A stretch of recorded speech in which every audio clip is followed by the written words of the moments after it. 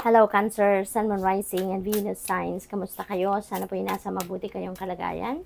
Welcome back po sa Star Tarot. Kung bago kayo rito, welcome din kayo. Thank you sa inyong support. I truly appreciate it. God bless you all.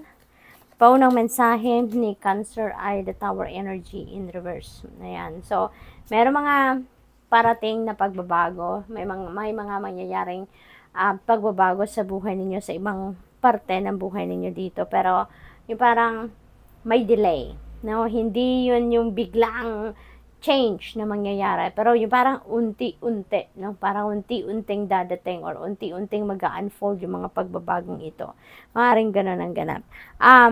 Probably din ang iba sa inyo dito, nararamdaman ninyo na merong pagbabagong magaganap pero kinokontra nyo to, nilalabanan ninyo, ayaw ninyong mangyari, no? Yung gano'n. But definitely, mabagal man yan, unti-unti man yan, change is really going to happen, no? It's about time para mangyari ang dapat mangyari. So, we have High Priestess. Ayan. So, huwag kayong mag-alala. Cancer, huwag kayong matakot sa mga pagbabago. Kasi, divinely guided kayo. No? Divinely guided kayo. Kung makikinig lang kayo sa iyong intuition at susundin ninyo yung gabay ng Divine Universe sa inyo na pinapadala sa inyo through your intuition, you know, makakasiguro kayo na magiging magaan ang journey ninyo. Kasi, hindi naman kayo dito papabayaan ng universe. Hindi kayo dito papabayaan mag-isa ng inyong spirit team, no? Ang mga pagbabagong ito na mangyayari ay ito yung mga pagbabagong dapat nang mangyari at this time. Kaya nga, it is the divine universe going to do this favor for you kasi it has to happen na, no? Kaya pakinggan nyo na lang yung inyong intuition. Makinig kayo sa inyong sa bulong ng iyong intuition because that is guidance from the divine, no? At ituturo kayo niyan, gagabayan kayo niyan kung saan kayo dapat pumunta, ano ang dapat ninyong gawin, what are the things that you need to prioritize, okay? At we have Ace of Pentacles. Napakaganda. This is a new beginning energy pagdating sa pera. No? Pagdating sa inyong karera, trabaho, negosyo, source of income. Maaari ang isa sa mga areas ng buhay ninyo na magbabago sa ngayon. Since we have the Ace of Pentacles energy, is your finances. Maaring ito na yung financial breakthrough na hinihintay ninyo. Maaring ngayon talagang totally magbabago na ang inyong financial landscape at magiging prosperous and abundant na kayo. Ma-experience nyo na ngayon yung financial freedom, no? Yung financial success. Ayan, kasi maraming opportunities and possibilities ang maaring dumating sa inyo sa ngayon na talagang yun ang magbabago ng inyong sitwasyon pang kaperahan. So, maaring opportunities ito for trabaho, for source of income, bagong money path, or probably meron kayo ditong marireceive na mga mana, ganon, or siguro windfall, no? Windfall of money, maaring panalo, yung mga ganon ba? It could come from different sources, no? Depende sa inyong sitwasyon. But definitely, you're going to be prosperous and abundant, no? At this time. What else? We have Knight of Cups. Ayan, may offer, no? May offer of love dito para sa iba sa inyo, lalo-lalo na kung kayo ay single. Okay? Maaaring ang iba sa inyo dito, Cancer is entering a new love and romantic relationship. Maaari din ang iba sa inyo dito, someone is going to ask you out on a date. Maaaring meron ditong mag-iimbita sa inyo para sa isang okasyon, no? At yun pala ay doon didiskarte sa inyo, hindi ba? Maaaring ganun ang ganap dito. For others of you, there are going to be new friendships din na mabubuo dito between you and another person, or probably merong mag-apologize sa inyo. Kung meron man nakagawa ng hindi masyadong magandang sitwasyon sa buhay ninyo in the past, maaari ngayon, ano? Ayan ay lalapit sa inyo at hihingi ng tawad, no? Maghihingi na ng tawad sa inyo. What else? We have Five of Cups. Ayan. So, dito sa Five of Cups energy, may mga regrets dito si Cancer. Marami siguro kayong pinaghihinayangan. May mga bagay din siguro dito na, alam mo yun, yung parang sinasabi sa inyo na, sinasabi ninyo sa sarili ninyo na, what if ganito ang ginawa ko? What if ganon ang ginawa ko. Sana iba yung sitwasyon ko ngayon. So, may mga ganon kayo sa ngayon, Cancer. But, you know, everything happens for a reason, hindi ba? Yun na lang ang isipin ninyo. Everything happens in divine order and timing. Lahat nangyayari according to the divine's plan, hindi ba? Kaya, parang, mag-focus na lang tayo sa kung ano ang meron tayo sa ngayon. Mag-focus na lang tayo sa kung ano yung nangyayari sa buhay natin sa ngayon. What is unfolding right now. Rather than focusing on whatever is already finished, kung ano na nangyari in the past, no? Kasi we don't have power over that anymore. So, focus na lang tayo sa kung ano ang meron tayo sa ngayon. What else? We have Queen of Cups. Ayan. So, this is your energy. Cancer, and maybe you're also dealing with your fellow water signs, Scorpio and Pisces at this time. Ngayon, mas kayo, no? You are naturally intuitive, sensitive, pero ngayon parang mas extrang malakas, no? Yung powers ninyo, no? Mas intuitive kayo ngayon, mas on point ngayon ang intuition ninyo, yung psychic abilities ninyo are on point sa ngayon, as in, mas matalas ngayon ang inyong pakiramdam, something like that, no? Kaya, importante na makikinig kayo ngayon sa bulong ng iyong intuition so that you'd be able to, follow, no? Kung ano man yung bulong sa inyo ng divine universe through your intuition. So, makinig, no? Makinig, mahalaga yon kasi ginagabayan kayo ng universe sa ngayon, lalo-lalo na sa mga changes na mga nangyayari sa buhay ninyo sa ngayon. You will divinely guided kung saan kayo dapat, kung anong tamang path na dapat tahakin ninyo. So, good luck, and that's all I have for you for today. Thank you for watching. Love and light. Namaste.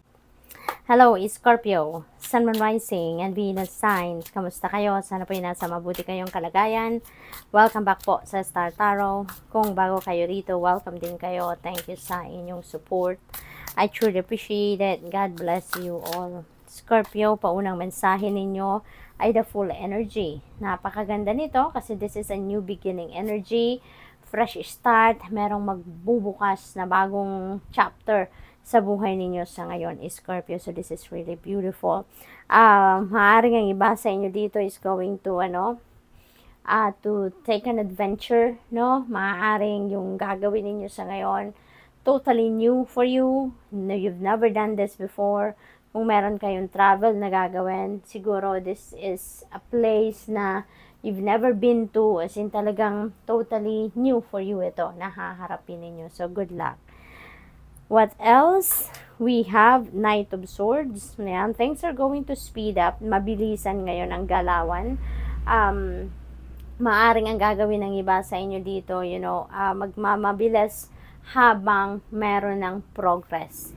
Kasi siguro, may mga bagay kayo na inaasikaso in the past na hanggang ngayon siguro na pending, wala ng progress, wala na kayong narinig na update, yung mga ganon. Pero since we have the Knight of Swords, maaaring magkakaroon na to ng updates, makaka-receive na kayo ng balita, or makaka-receive kayo dito ng mga impormasyon na magagamit na ninyo para umusad na yung mga bagay-bagay na inaasikaso ninyo, no? Yung ganon. So, what else? We have Six of Pentacles. Ayan. So, ang iba sa inyo dito siguro nangangailangan ng tulong, maaring financial assistance ang kailangan ninyo dito. Maaring you are experiencing financial constraints, or siguro may mga financial obligations kayo sa ngayon na kailangan ninyong punuan, pero hindi ninyo mapunuan, hindi ninyo ma-provide siguro ang pangangailangan ninyo sa ngayon kasi nga kulang, no? Kulang or wala talaga kayong pera. But don't worry kasi yung promise ng Six of Pentacles is whatever it is that you need, that will be met. So, ibig sabihin, kung anong kailangan ninyo sa ngayon, that will be provided to you. Meron at meron dadating na breakthrough. Meron at meron dadating na tulong sa inyo kung ano man ang kailangan ninyo sa ngayon. Okay? So, what else? We have the World. Wow, napakaganda. So, siguro yung new beginning na to, involves travel talaga, no? And that could be international travel kasi we have the world energy. So, maaring yung energy na to is, ang travel dito is across the globe, no? Maaring ganon. So, siguro this is totally an adventure para sa inyo, no? Talagang babiyahe kayo dito. Pupunta kayo sa bagong lugar, no? Para sa inyo.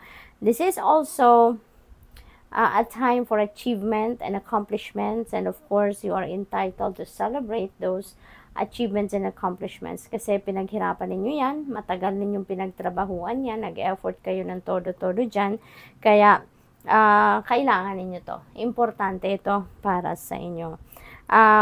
There is also celebration, no? Dito na magaganap. Maybe mag-held kayo ng party or yung pamilya ninyo is going to surprise you with a party because dyan sa success, no? Na nakamit ninyo. What else? We have 7 of Swords in reverse. Ayan. So, there is going to be truth, no? Na lalabas dito. Merong katotohanan lalabas. Maaring kayo panggagalingan ng katotohanan na yan. Maaring kayo yung magkikwento sa iba or maaring maririnig ninyo ang katotohanan na ito from other people. This could be a truth about other people's lives, no? Maaring yan ay maichismis sa inyo, maaring ganon. So, what else? We have Knight of Wands in reverse. Ayan, so, parang ang iba sa inyo dito, is feeling frustrated, no? Siguro, ito na yung pinanggagalingan ninyo, no? Pero, may iba na to kasi dito may mga delays, may mga yung parang antagal, no, nababagalan kayo, natatagalan kayo sa mga sitwasyon, sa mga pangyayari. Pero ngayon, yung frustration na yan, mababago na kasi mawawala na yung mga delays, malilift na yung mga blockages, we have Knight of Swords dyan. Kaya definitely, mababago na ang inyong sitwasyon, uusad na din ang lahat. So, which is really good. So, good luck, and that's all I have for you for today. Thank you for watching. Love and light. Namaste. Hello Pisces, Sun, Moon, Rising, and Venus signs. Sila naglaglaga na. Tignan natin na ngayon kung ano yung mga mensaheng itong dumating para sa inyo Pisces. So, by the way, maraming salamat for tuning in again dito. Thank you for being here. Thank you for your support. So, yung po unang mensahe ninyo dito is Page of Swords, no? So, parang kayo ngayon, gossipy, no? Siguro merong mga marites, marisol din sa paligid ninyo, naghahatid ng kwento sa inyo, naghahatid ng chismis, maaring ganon. Kaya parang kayo din, ang dami-dami ninyo naririnig siguro sa ngayon, hindi nyo na alam ngayon kung ano yung totoo. 'Di ba? Kasi maaring meron din kayong alam, pero maaring yung mga nakikikwento sa inyo is iba din. 'Di ba? So, it's all up to you now kung paano ninyo madidiscern ang totoo at hindi. We have the Devil energy in reverse. This is really good. Kasi you're going to reclaim your power na sa ngayon. You are embracing freedom. You are releasing anything or anyone dito sa buhay ninyo na hindi naman na nagsiserve ng inyong highest good. This could be someone or something na prevent sa inyo or nag-hold back, no, sa inyo dito para mag-stay lang kayo kung nasaan kayo sa ngayon. Na alam mo yun, walang laya, walang kalayaang gawan yung gusto ninyo, walang kalayaang isipin yung gusto ninyong isipin kasi nga parang you're being controlled of someone else or something. We have Hanged Man. Ayan, kailangan ninyo magmuni-muni, mag-isip-isip. This is a time for introspection, reflection, at maaaring yan ay related dito sa dalawa. No? Maaaring yung pagmuni-muni na to, kailangan ninyo para nang sa gayon magawa ninyo ang tamang step para makalaya kayo sa devil energy na to, no? Yung ganon. And maiisipan nyo yan. You're gaining new perspective, you're gaining new ideas din dito, illumination, no? You will be guided dito ng divine universe. Kaya nga makakaalis na kayo dito sa sitwasyon na to. Possible din na panag-iisipan ninyo dito kung ano yung dapat ninyong gawin or how you're going to react or how you're going to approach this gossip, no, na maaaring matatanggap ninyo or maririnig ninyo. We have 10 of Pentacles, napakaganda naman ito. Pagdating sa pamilya, usaping pera, sa pamilya, you know, napakaganda kasi ang iba siguro sa inyo very successful na financially stable, no, financially secured na ang karamihan sa inyo dito, Pisces. Kaya masasabi nyo na siguro ngayon, ano, na kahit ilang taon, no, several years, you can already provide financially for your family. No? Kasi parang na-secured nyo na yung inyong financial future. Nakapag-establish na kayo ng inyong financial security and stability. Nandiyan na siya. No? Kaya napakaswerte. Maaring iba sa inyo dito na may pinag-uusapang inheritance din. Maaring ang pamilya ninyo nag-uusap-usap ng hatian na ngayon ng inyong mana. Something like that. No? You have death energy. Things are going to change dito, no? Marami kayong isasarang pinto na sa buhay ninyo. Kasama na to, na devil energy na yan. You're going to leave that behind you na. You're going to free up yourself na from that restriction. At ngayon magsisimula na kayo ng bagong buhay, no? You're going to close some doors dito sa buhay ninyo. Isasara nyo na ang pinto. Tatanggalin nyo na yung connection ninyo sa kahit sino man or ano man na hindi na nagsiserve ng inyong highest good, at handa na kayo mag-embrace ng bago. Handa na kayo mag-embrace ng bagong sitwasyon, bagong experience, bagong tao sa buhay ninyo.